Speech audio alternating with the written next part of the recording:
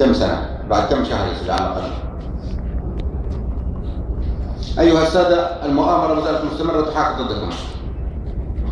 قالوا أن الجيش قاتل مع الطاغية.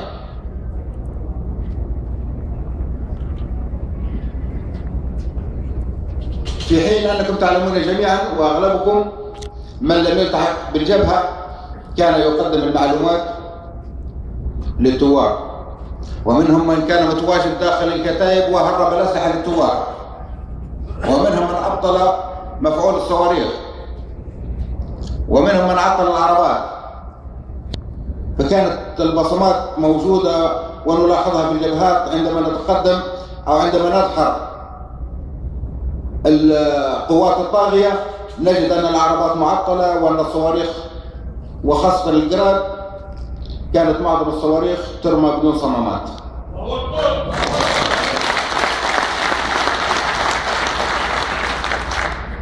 هذا يدل على أن الضباط وضباط الصف والجنود القدر وضعهم في هذا المكان، ربما لم يستطيعوا الفرار أو لم يجدوا مكان يلجؤوا إليه، ولكن قدموا ما في وسعهم، لم يتخاذلوا ولم يخونوا هذا الوطن، إلا اللهم القلة القليلة فسينال جزاهم، وكل من فعل شيء مدون، والأيام ستري كل إنسان ما قدم. ولكن ما يعنينا اليوم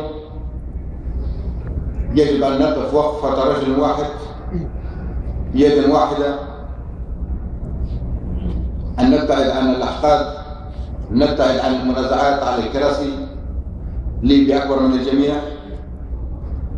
المؤامرة حيكت وما زالت مستمرة ولن تنتهي إلا بتراحمكم وبوقوفكم وقفة واحدة وتأسيس رئاسة أركان العامة ورئاسة القوات البرية.